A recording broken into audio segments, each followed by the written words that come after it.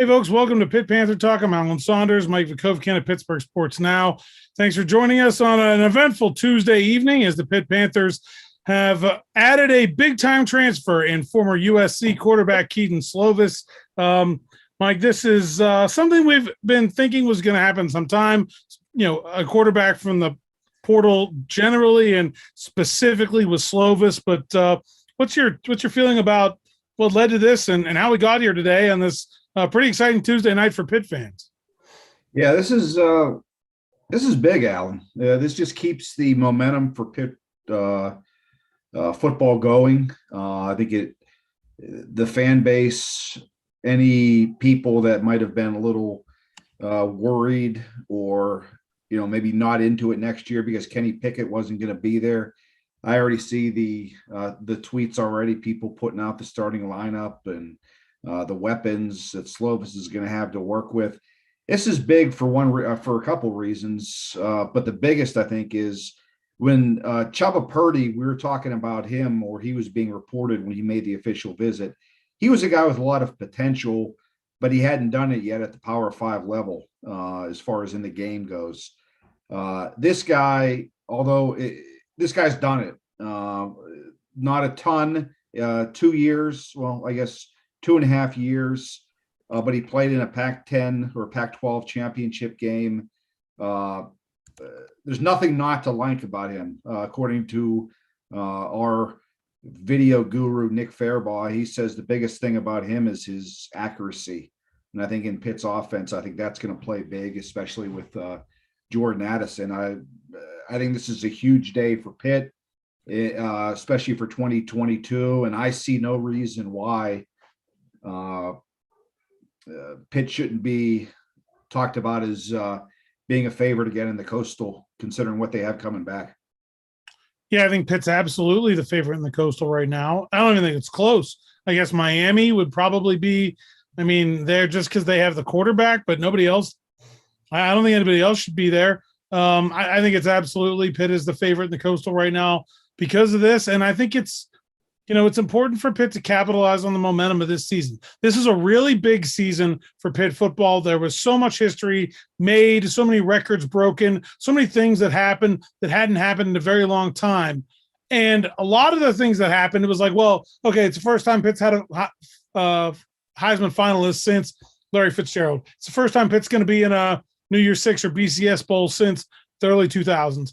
But like those things happened in those years, but then they fell off. They didn't continue, right? Like there was this big trough from the 70s teams to the 90s through to get to Larry Fitzgerald, but then it never continues. The next step, Kenny Pickett and this crew, they did part one of the job. They put Pitt back in a place where it had some success.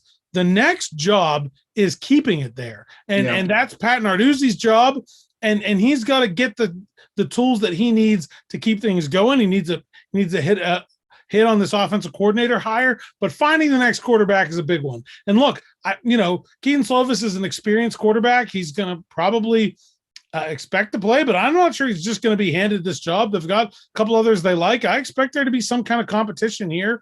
They're going to get. If they get Kedon Slovis and he's their starting quarterback, they got a really good quarterback. And if one of those other guys steps up their game and beats them out, then they got a really good quarterback. So they have a good situation at the most important position. I'm not sure what else you can ask for at this time of year. I agree with you, everything you said. The only thing I think is there's no way that unless this kid is completely this kid's gonna be the starter in 2022. Unless he gets hurt, Pat Narduzzi didn't bring him here to possibly sit and wait behind Nick Pat. Oh, he's not going to sit and wait, but I don't think that they're just going to hand him the job either. I don't think he's going to hand him. He's going to have to be awful in spring and August workouts or camp for him not to have the job. They brought him here because, as you mentioned, they want to strike while the iron's hot. And if he was completely content and had 100% faith in Nick Patty and what they had, they wouldn't have done this. They went out because they know they have and a defense that pretty much is going to be back next year. They have an offense. The only thing we don't know is which offensive linemen are going to return. But as far as the skill positions, he needed a guy to run this machine. And I think if he had total faith, no, this is not a knock on any of the guys there, but I think if the staff had total faith, they wouldn't have done this. They've watched those guys for a couple of years now. It's not as though there's a freshman. They've been in the system for a few years. And if he felt as though they can get the job done, they wouldn't have explored this route about bringing in different guys on the campus. So I think this is Slovis's job unless he completely tanks or gets hurt. And I'll be honest, I wouldn't be surprised at all because we know it's going to happen now. I'm not saying it's going to happen. Obviously, I have no idea, but I wouldn't be surprised at all to see Nick Patty transfer now. I'm just throwing that out there just because he wants a year to play. He thought he was maybe going to have that with Pickett not here. Now, I think everyone in that quarterback room knows where this is headed next year. And I have no Pitt's over scholarship for next year. And I mean, I think you're going to see at least one of the quarterbacks, maybe two. I would think probably one or two of the quarterbacks will transfer, but I think we'll probably see how things go this spring. I would not. I mean, look, I don't think that like Kedon Slovis had a wonderful freshman year at USC, and that put him on the map as a potential NFL player. But like his 2021 season is not good enough. Like, so this is not a guy that like to me walks in here like, oh, he's an all-conference player. Like he's a really, really, really good quarterback that has a lot of potential to be every bit as good as Kenny Pickett. Now he's not going to play for 5 years, so he's not going to have Pickett's records and numbers, but he can be every bit as good of a quarterback as Kenny Pickett was, maybe even better from a pure passing standpoint, but he hasn't put the numbers up the last 2 years either. Like he has not played up to his talent level. So I mean, like if I was in that quarterback room, I would want to go prove myself on the field personally against a guy like that, because I think Pitt has some talent there in Patty and Bevel. I don't think those are wash away guys. I do think you'll see at least one or two of that group transfer, but now I think this is more about if you can have an opportunity to make the team better, to make the room better at the most important position, you take it. And I think everybody in college football takes that opportunity right now. And that doesn't mean you're married to the next guy anymore. You were married to the last guy. It's just an opportunity to add more talent to the room and then see what happens. And I think that's what Pitt's going to do. Patnarduzzi is a big, big believer in competition. So I fully expect this to be a spring where we talk about a quarterback battle. I really do. Now, the next question we're going to ask is, and this has been, I don't know what to take. I guess questions will be asked tomorrow. I assume tomorrow when he talks to the media, he'll have more to say about the situation. And I'm sure he's going to touch more upon the offensive coordinator's job. He said that somebody within staff, or I assume somebody in staff, is going to do it for the bowl game. But he said he wouldn't, last time he spoke, he wouldn't name the permanent OC until January. Did you read anything into that?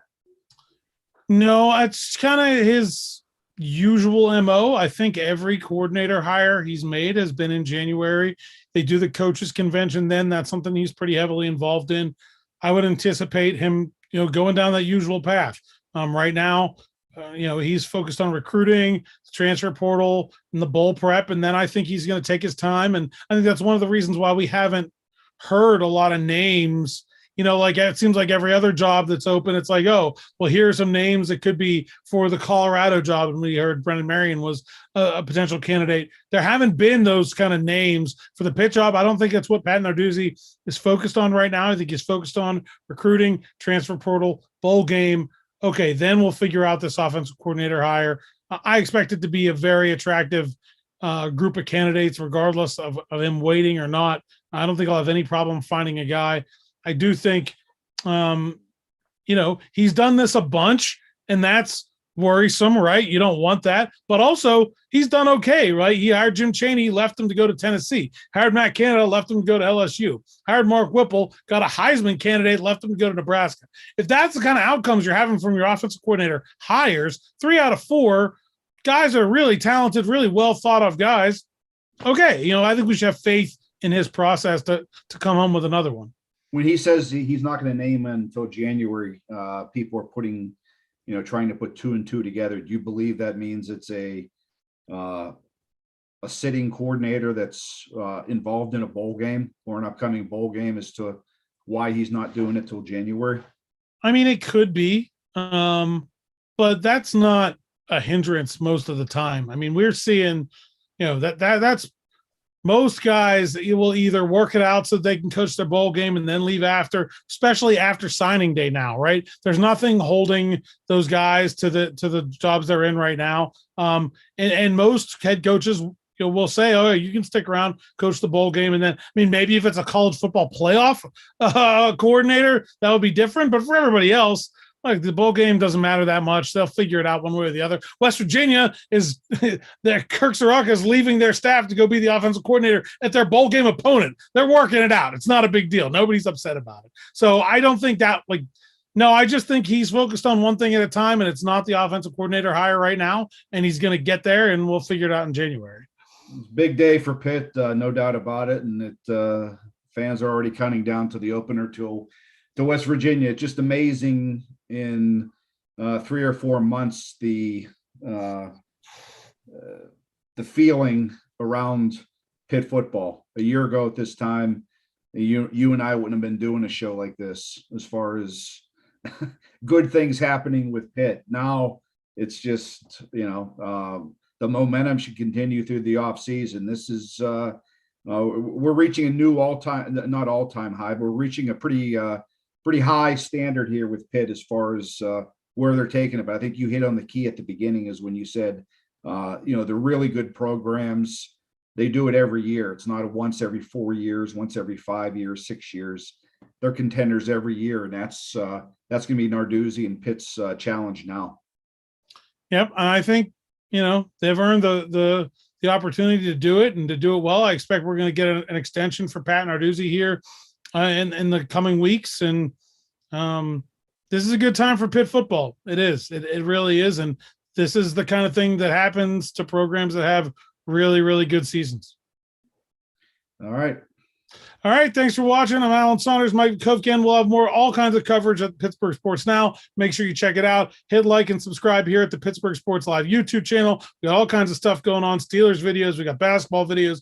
Check earlier in the feed here. We got Jeff Capel's press conference from earlier today as the Pitt basketball team beat Jacksonville. All kinds of stuff going on. So make sure you get that. Hit that little bell. You get a notification when we have new stuff here on the YouTube channel as well.